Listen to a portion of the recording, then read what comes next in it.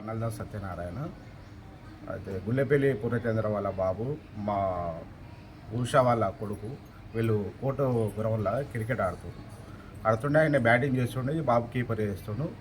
అయితే బాల్ వేయగానే గుల్లెపల్లి పూర్ణచంద్ర వాళ్ళ కొడుకు కొట్టగానే ఈ బాబు ఎన్నుకున్న బాబు క్యాచ్ పడితే అవుట్ అంటే నువ్వు నేను అవుట్ అయినావురా, అవుట్ అంటావురా అని బ్యాట్ తీసుకొచ్చి కొట్టగానే అది వెంటనే చేతి ఉబ్బింది, కొద్దిగా బ్లడ్ కూడా కారంగానే వాళ్ళ దోస్తులు వచ్చి ఇంట్లో చెప్పారు, ఇట్లా వాళ్ళ భార్గవ్ వాళ్ళ అమ్మగా చెప్పారు, ఇట్లా మీ పుర్ర వాళ్ళ కొడుకు బాబుని కొట్టిండు అంటే ఈ అమ్మాయి ఉరికింది. పోయి ఎందుకు కొట్టావు అంటే దిగి నీతో ఏమవుతుంది, మా నాన్న ఆల్రెడీ మా కౌన్సిలరు ఏమైనా ఖర్చు అయితే మా నాన్న పెట్టుకుంటాడు, నీతో ఏమైతే దెంగిరే రాశిగా మాట్లాడితే ఆమె ఏం చేసింది, తల్లి ఒక దెబ్బేసింది అక్కడికి అయిపోయింది. ఆ బాబేడు పొంగని వాళ్ళు గుల్లపల్లి పూర్ణచంద్ర ఏం చేసిండట, 15 మంది దాకా ఇంటి మీద తీసుకొచ్చి దౌర్జన్యం చేసాడు. ఇక బాగా ఉల్లి చేసిండు, గడబడి చేసిండు అంతే. ఇక వాడకట్టంతా మొత్తం గడబడి అంటే ఇక తోపులాట కొట్టుకున్న కాడికి వచ్చింది, కొట్టుకున్నారు కూడా ఆల్రెడీ. ఇక దాంతో బాగా ఇబ్బంది అయ్యి మేమేం చేసినామంటే ఇక భార్గవ్ వాళ్ళ అమ్మ ఉషా పోలీస్ స్టేషన్కి పోయి ఆల్రెడీ కేసు పెట్టాం. అదే పరిస్థితి. వీళ్ళు ఏం చేస్తున్నారంటే ఆ లొల్లైనా తెల్లార్సింది రోజు పిల్లల మన పుర్రకు సంబంధించిన ఆయన అనుచరులు రోజు ఇంటి చుట్టూ తిరుగుతారు, వాళ్ళు బండ్లు వేసుకొని తిరుగుతారు, వాళ్ళు తిరుగుకుండా ఇట్లా చూసుకుంటూ పోతారు, వాళ్ళు అటు ఇటు చూసుకుంటూ పోతారు వాళ్ళు. ఇప్పుడు గాంధీనగర్ హనుమలగుడి ఉంది, హనుమలగుడి పక్కపట్టి ఒకటి కమిటీ హాల్ ఉంది.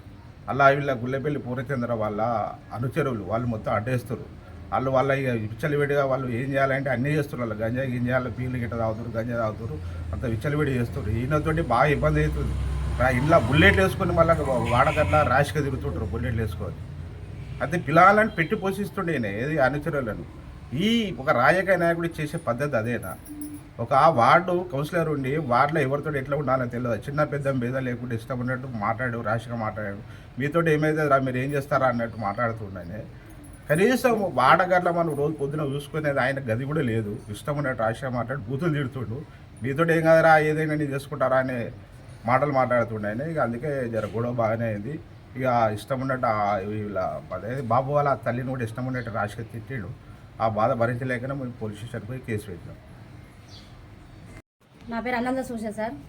మా అబ్బాయిని గుల్లపల్లి పూర్ణ కొట్టిండు, వాళ్ళ అబ్బాయి కొట్టిండు, గుల్లపల్లి పూర్ణ వాళ్ళ అబ్బాయి కొట్టి ఇక మేము నాకు కోపం వచ్చి నేను దెబ్బేసి పిల్లగాని మంది నుంచి పంపించినాక తండ్రి చెప్పి ఆ తండ్రి తోలుకు వచ్చిండు, 20-30 మంది తోలుకొని వచ్చి ఇంటి మీదకి వచ్చి అందరినీ కొట్టిండు. మా మామయ్యను, మా మరుదులను, అందరినీ కొట్టిండు.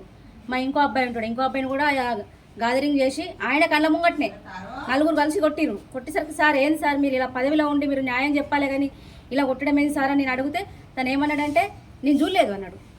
సార్ మీ అబ్బాయి మీ ముందు గలీజ్ నన్ను తిడుతుండు, దెంగ ఇక్కడ నడువు అని గలీజ్గా అన్నాడు సార్. అన్న కూడా సార్ మీరు ఇంటూరు, మీరు ఇంకిట్లా చేస్తున్నారు సార్, ఆయన అట్లా మాట్లాడుతుంటే నేనేం చేయాలి అన్నాడు. అందుకే కోపం కొంచెం నా కొడుకు రక్షణ కావాలి, నా పిల్లల రక్షణ కావాలి, నా ఫ్యామిలీకి రక్షణ కావాలని నేను పెట్టినా సార్. నా పాన రక్షణ కోసం పెట్టుకున్నా. గొడవ ఎందుకు వచ్చిందమ్మా? గొడవ అంటే నా బ్యాట్ బట్టి అబ్బాయి ఆడిండు, బాలు క్యాచ్ చేసిండు. మా అబ్బాయి నువ్వు క్యాచ్ ఎందుకు చేసినావు, నా బాలు ఓటమి గెలుపు సహజమే కదా, అతను అంగీకరించక నా కొడుకును కొట్టిండు సార్. నా కొడుకు ఉరికొచ్చి ఏడుచుకుంటూ వచ్చి ఉన్నాడు, నేను బడ్డనే మమ్మీ అన్నాడు. నిజం చెప్పరా నాని, ఇప్పటికీ హాస్పిటల్కి వెళ్ళాలి, మళ్ళీ ఇప్పుడు ఇది ఒకటి ఇరిగింది, ఆల్రెడీ ఇరిగిందని అనుకున్నాం మేము. ఇరిగింది చెప్పరా అంటే చెప్పలేడు. వాళ్ళ ఫ్రెండ్స్ అందరు 4 వచ్చి ఆంటీకి ఇట్లా పూర్ణ వాళ్ళ అబ్బాయి కొట్టిండు ఆడు అందుకే చెప్తలేడు అన్నాడు.